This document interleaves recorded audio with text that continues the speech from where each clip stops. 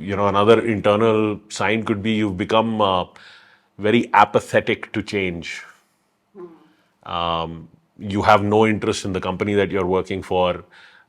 You are just coasting along. You're no longer seeking out those opportunities for growth and promotions. You're saving all of your good ideas for the next organization. Another internal sign could be, you just admitting it to yourself that if you could leave, you would. Money is the only thing keeping you in your current job. You're already saving for the day when you can move out. And you almost want to ignore reality and you want to move already. So that's the kind of position, mind space that you put yourself in. Your career is like a living, breathing organism, and building great careers requires nurturing them with strategic guidance. Hi, my name is Sawan Kapoor, and I'm India's leading career coach, also known as the Career Guy. Welcome to the Career Headquarters.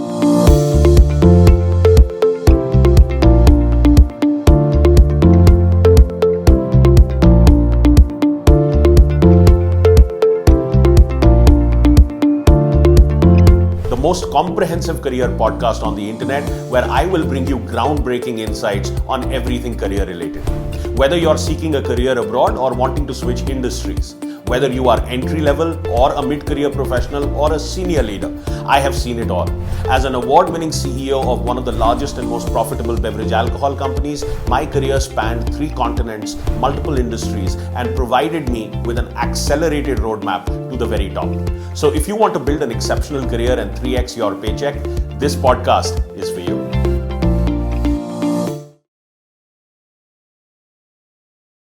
Welcome to today's episode of Career Headquarters, the most comprehensive career podcast. Hi, Sawan. Hi, Deepa. How are you? I am very well. And yourself? I'm good as well. What are we talking about today? Yeah, so today we're talking about how to know if it's the right time to change jobs. Okay. Yeah, that's going to be a big one. Okay. So the primary reason why people want to change jobs is they're dissatisfied with their current careers. So why do people get dissatisfied in the first place? Well, it could be a multitude of reasons. Basically, people do anything to avoid a pain or to gain a pleasure. So if you base it on that, then, the reasons why somebody can get dissatisfied with their career could be that they are underappreciated. They're not getting the credit that they deserve for the value that they bring to their workplace. It could be because they're underpaid. They're having trouble meeting the financial obligations of their life and they feel that they deserve to make more money. It could be because they're underemployed. They are in a job where they only have to use their hands, not their brains. Their head and their heart is becoming disconnected with the game. It could be because they realize they're in a misaligned career.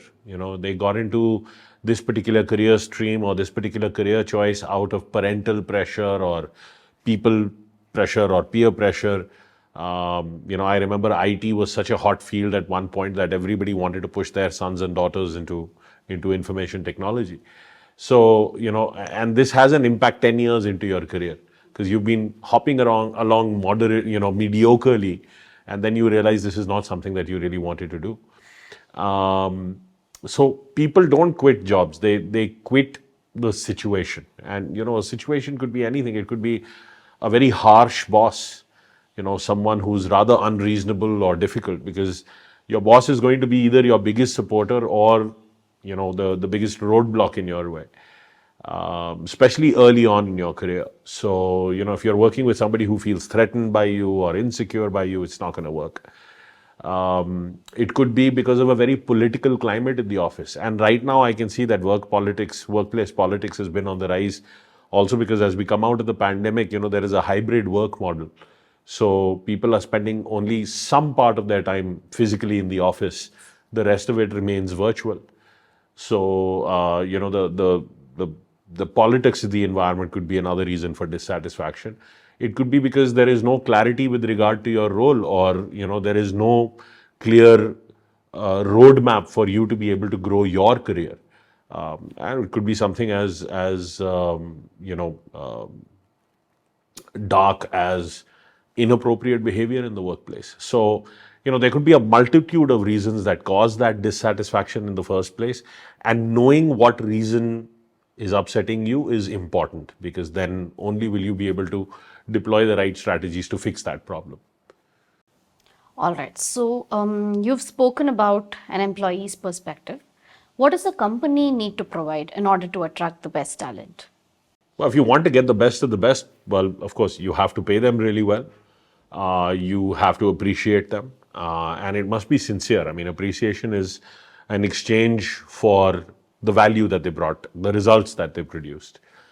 You have to give them opportunities for being mentored, so that they can learn other areas or have these opportunities within the organization. They must be valued. They must be challenged. Something that truly pulls them out of their comfort zone. And, they feel like in achieving this, they're working on a mission. They're working on something that is bigger than them. They must be promoted. Again, it has to be sincere, it has to be a deserved promotion. They have to be empowered. That means they need to be equipped with the tools and the resources that they will require to be able to deliver the outcomes that are expected. They must be involved. So how the process unfolds, they should be involved at all of the appropriate stages, if not throughout. And they must be trusted. So these are some of the things that the company will have to provide to attract the best talent. Okay, that's a very comprehensive list. What are the internal signs that it's time for a career change? Internal signs. Well, so let's define internal. So this is coming from within you, right?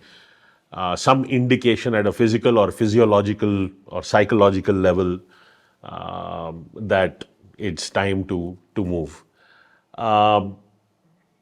See, I suppose in your physiology, your body could be telling you that enough is enough. You may always be exhausted, in the performance of the job. You may be struggling to concentrate. You may be experiencing some kind of aches and pains. So it could be that your job is impacting your self-esteem. You could be taking decisions that you don't feel confident about. Your input is not being recognized in the workplace. There's no opportunity for you to grow or progress your career in a meaningful way. Another sign could be you're only there for the money. You keep telling yourself you're gonna stay till the next bonus is distributed. And you may also be buying yourself things to cover up the discontent of the workplace, retail therapy, if you will. You could be envious of friends who make less money, but they feel much more satisfied with their lives. Another internal sign could be you dream of a different career. You are permanently browsing job websites. You're reading about, alternative career choices and people in those careers. And you hate telling people about your professional life. Another reason could be you lack the energy and are eternally bored. You struggle to get out of bed in the morning to go to work. You find it hard to stay awake in meetings and to contribute because you can't feign enthusiasm. You're always watching the clock. Daydreaming is easy. These are all signs in your professional reality that you're disengaged, and you also become disconnected with your colleagues and your peers. You miss doing the things that brought you to the industry in the first place. You feel like your job is taking time away from what you really want to do. You don't recognize the person that you are becoming in this job because that's very far removed from who you used to be. Another internal sign could be that you're jealous of your friends' jobs. You're always exclaiming how wonderful the jobs of your inner circle of friends is, and you dream of having the creativity and the flexibility that your friends have in their careers. And you ask your friends about the openings or the opportunities in their workplace. I'm trying to think. Another internal sign could be you've become very apathetic to change. You have no interest in the company that you're working for. You are just coasting along. You're no longer seeking out those opportunities for growth and promotions. You're saving all of your good ideas for the next organization. Another internal sign could be, you just admitting it to yourself that if you could leave, you would. Money is the only thing keeping you in your current job. You're already saving for the day when you can move out. And you almost want to ignore reality and you want to move already. So that's the kind of position, mind space that you put yourself in. Another sign could be that your inner circle doesn't recognize you anymore. You have lesser time for family and friends. You feel stressed, lost in the company of people in your personal life, which is very out of the ordinary. And no time and energy for things that make you happy. So these are all signs that, it's time to look at your professional engagement and see if there are modifications that need to be made. But these were all the internal signs. So I was just thinking through, what one's physiology and, Yes. one's physical symptoms could be if one is living in a state of such discontent as far as your professional life is concerned. I think you covered everything. How can a professional understand if they simply need a break, just need to recharge and reset themselves, if they simply need to unwind, or if they actually require a job change? I think, that's a good question. I think this is the difference between positive stress and negative stress. See, positive stress is where you could need a break to rejuvenate yourself, to recharge. You want to take a short time away and just get back into, the zone when you return to work. But negative stress is something that will gnaw at your soul.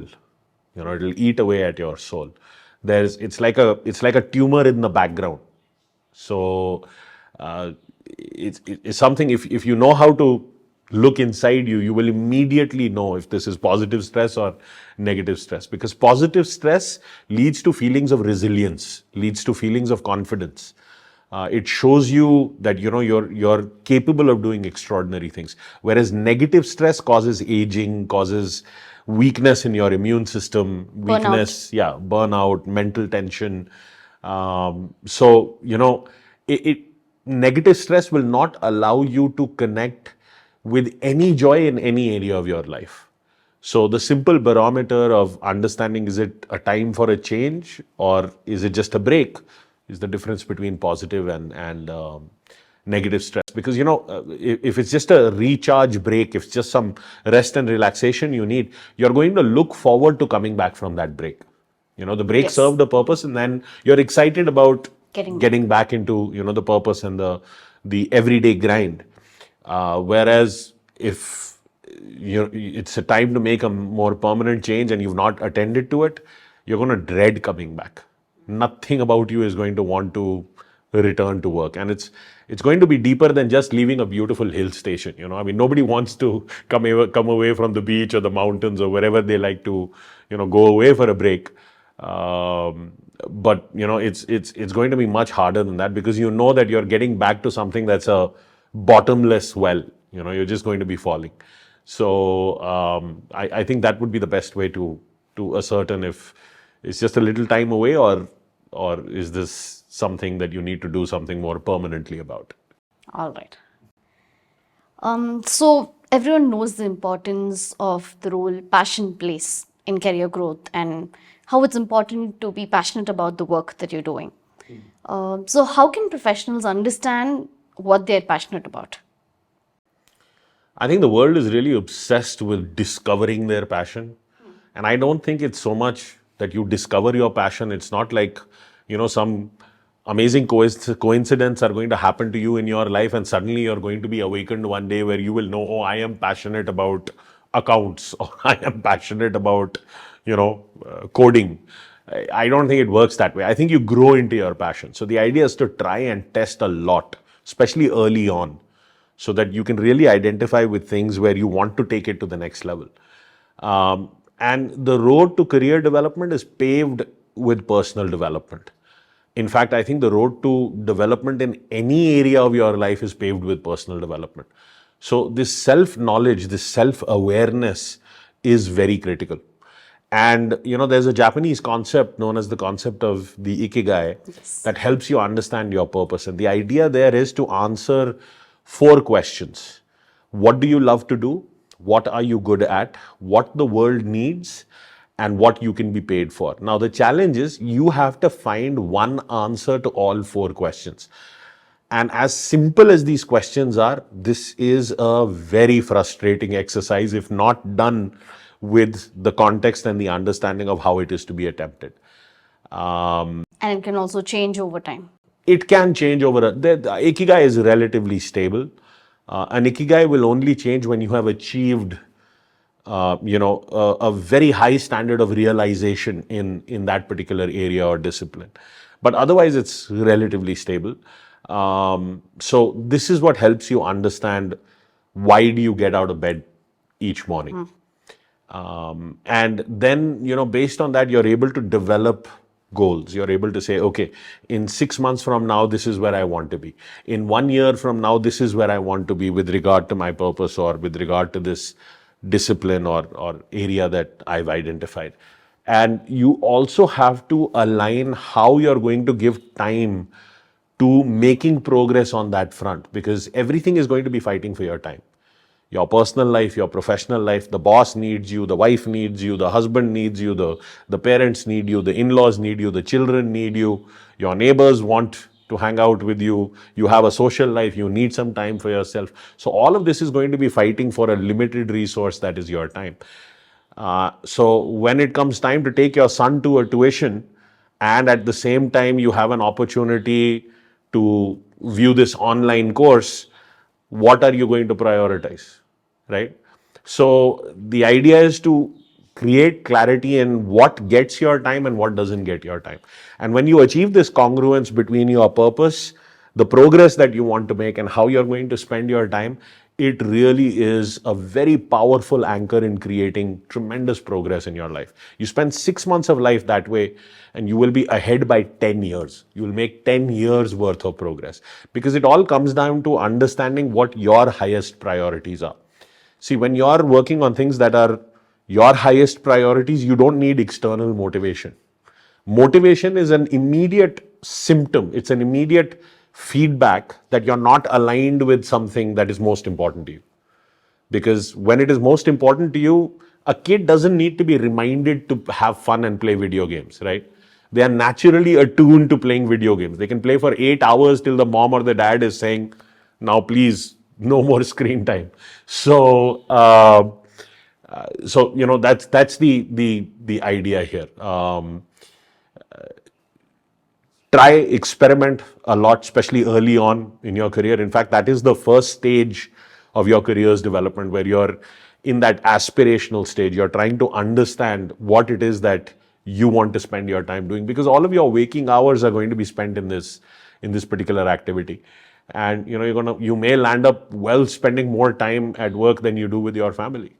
So if you're not engaged with the head and the heart in the game, then it's not going to be fun. So experiment and explore. Experiment and explore. Come to understand yourself. There is a ton of aptitude tests out there. There's a ton of psychological testing out there that can now help you narrow down these choices. Become familiar with the concept of the ikigai early. All right. And then start making these lists and refining these lists. Understand how that Venn diagram works. It's a very powerful exercise. I think it should be included in the curriculum of every school. Every elementary school should expose students at that young age to these concepts, so that they can begin to brew and they can begin to find the answers to what it is that will create a meaningful life for them. Because there's no right or wrong here, right? To each their own.